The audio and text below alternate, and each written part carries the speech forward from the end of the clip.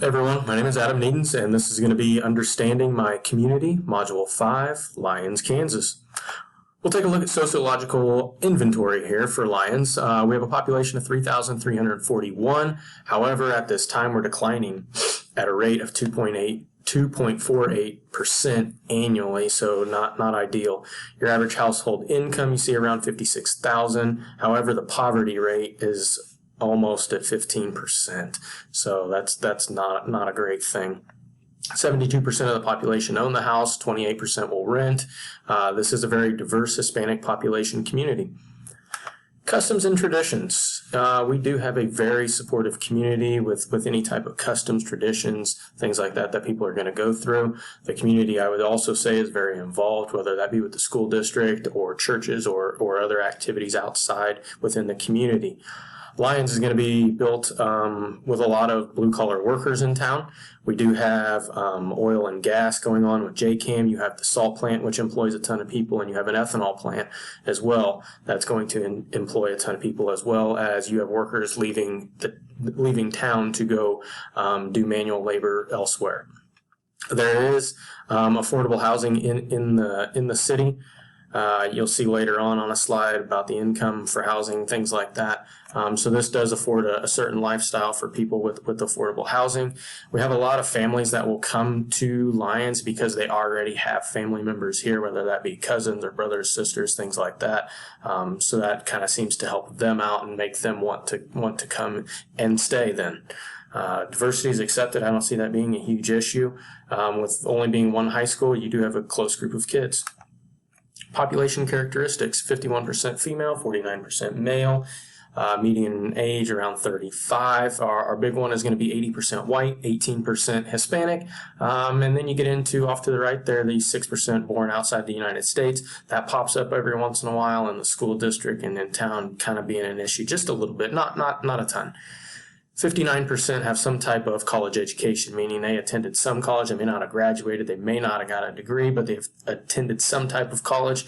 And then you'll see only 19% of the people have a bachelor's or higher type of education. 12% of the population in Lyons speaks Spanish, and you see our employment opportunities in Lyons and around Lyons. You're going to see, like I mentioned on the slide before, the manual labor. The education field is another huge one. Our school district employs a lot of people, and you're going to have, I say around Lyons, because you're going to have a decent amount of people that leave and travel 30 minutes one way or another to go work as well. Communication channels. Within the town here, you're going to see we do have a newspaper. I don't know a ton of people that take the newspaper anymore, but that is available twice a week. Radio, you don't have a radio station in town, but you're going to be able to put ads on for radio stations around in Hutch and areas like that. So you'll see ads be put on there for something going on in town, any updates that need to be on there. And then you're going to have high school games and activities and stuff put on the radio as well. Facebook's another one that can be used for the city. It could be used for the school district as well, and it is. There is no major news channel like in Wichita or something like that, so we don't get a ton of exposure. School district uses Facebook a ton, Twitter, and then you get into more personal stuff with letters and all calls from teachers and administrators going straight to the parents. Everything that the school is going to do on Facebook with all calls, things like that, it's going to be in English and it's going to be in Spanish. There's a snow day, it's going to get broadcast through an all call, it's going to get texted out, it goes in Spanish, it goes in English, so everybody's informed. Community groups that we have in Lyons. We'll see our Chamber of Commerce is very active in the community of Lyons. Our rec center is a good one for littler kids to be involved in different types of activities, and as well as adults. There's workout groups and things like that to be done. Churches are a popular one in town. 4-H club's a pretty big one with a lot of kids. And then you kind of have Facebook community groups. May have something to do with the school system, may not have anything to do with the school system at all. Rotary Club and Kiwanis are one for adults to get involved in and volunteer and help out and take pride in the community. You always have your Board of Education, and then you're going to have sports, whether that be middle school, high school, whether that's through the rec center. Those opportunities are there for the kids. And then you have Boy Scouts and Girl Scouts. So there's plenty of opportunities for everybody to get involved for the size of the town that we have. Leadership. I put the quote on there. I liked it. I left it on there. I like my picture off to the side if you want to read through that a little bit as well. Leadership in our town would be our city administrator, who we just got a new one a little bit over a year ago who's not afraid to kind of maybe make some changes and stuff, as the old one didn't do a ton of that, but that's kind of nice. School superintendent is always going to be a good leader, or one that should be anyways. Building administrators. In a small town, you're going to have business owners that have a leadership role as well. Teachers, whether they like it or not, those kids are looking up to them. And then you have church leaders, and then you always have your elected officials from your city, state, federal levels. Community leaders, characteristics. Here's what we would look for, or what I think. Somebody that's invested in the town of Lyons. Do you want what's best for this community, and are you willing to work for it? Somebody that represents the community, not just themselves. Are you willing to put in the time, the effort that it's going to take to make changes?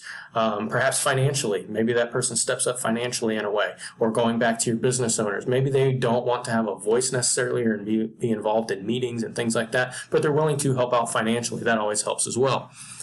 Somebody that's a good decision maker. Are you willing to put your foot down, say, here's what we're doing, let's move forward? Are you willing to be approachable and listen to everybody and let everybody have a voice?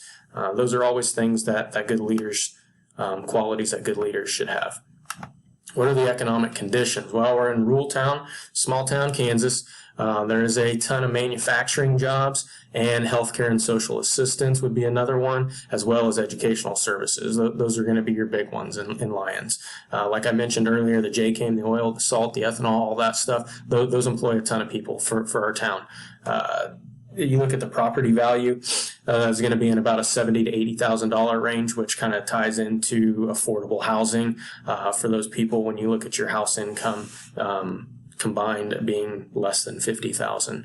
Employment opportunities outside of Lyons, I kind of brought that up earlier. There are people that travel to Hutch, McPherson, about 30 minutes away for different job opportunities, pipelining companies, and things like that. Your political structure. Education and politics, you're always going to know they're going to be tied together. You're going to have to figure out how to work together at all levels. Where do you get your funding? Where do you go from here? Here's what you're allotted. How are you going to use it? Where do you go from here? Bond issues are always a hot topic, and something that helps out. Perhaps you look at the chart over here, and you're going to see 54% going for instruction. And you're going to say, well, that's over half of our money going straight to the classroom. Well, what else are we using it on? You see all the smaller pieces. This isn't just for Lyons. This is for the state of Kansas. So if you look and you see something like, hey, buildings, grounds, operations, 20%. Is it really taking that much money to maintain our buildings in the area right around them? Could we cut that back by 5%? Where does that 5% then need to go? So there's things you could always be looking at to make different budgetary decisions. Social tensions.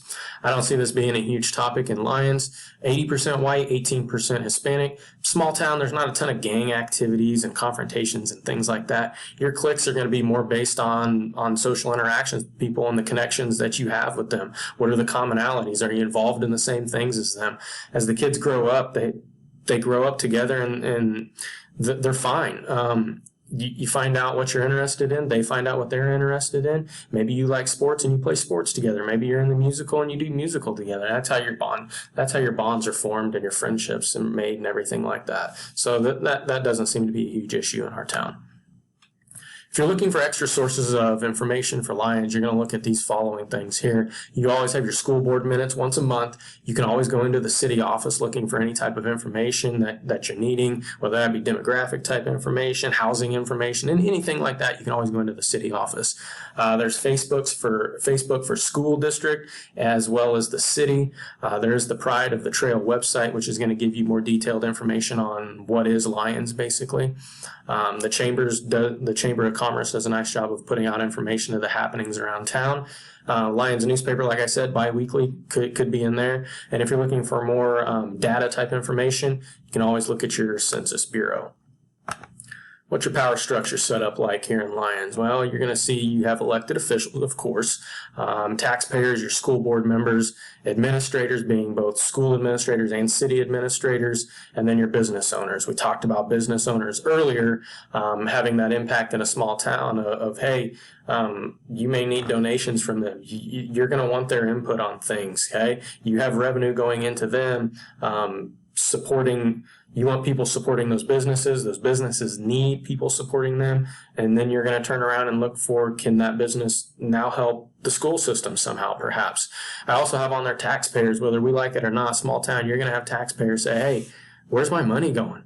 Hey, I don't want it being used on that. I would rather it be used on something different, and they're going to have a say. Multicultural issues. Diversity is accepted in Lyons. There's very bilingual community. You have a ton of ESL, paras support, teacher support like that through the bilingual stuff that can translate for letters, make calls, all calls for the district, for a school, all kinds of stuff like that. Our dress code isn't a certain shirt, pant thing like that, but the dress book is in the school handbook. And one thing I would say is we need more culture in our school buildings. We need more families involved. We need to get them into the building so everybody becomes more aware of what's going on, and enlighten everybody, open it up. Power structure. District and community know we need to work together. We do a pretty nice job of, hey, here's where we're at. This is our situation. We're looking for maybe an add-on weight room or something here. How can we work this together? We want people to be engaged in our school system, so we need to be engaged in the community. It all ties together. That eventually helps out financially in ways that we couldn't even imagine probably. There is actually a plan in our USD 405 handbook for school and community relations for everybody involved, even down to the teachers and students. Measuring public opinion, something we do a lot of, or have been doing the last 5 years or so, are student, family, and community surveys. What do they like, don't like, some changes that they would like to see being made, things like that. All of our board meetings are always open to the public if anybody's wanting to attend and have anything to say or share or comment on. Parent-teacher conferences get a little more localized there, and then you'll have city council meetings as well. Public opinion surveys. What do these do for us? Well, obviously, the end-all goal would be to improve schools. How are they going to help? What kind of information can I gather? And then let's drive policies with these, and let's improve off of what we already have. We're always looking for what's going to be best for our students and what's going to be best for our community. And I think these surveys, done correctly, can give you the correct information and data that you're looking for on what your community wants and needs, and then what's going to be best for our students in the district as well. So that's Lyons, Kansas. Thank you for your time. Have a good day.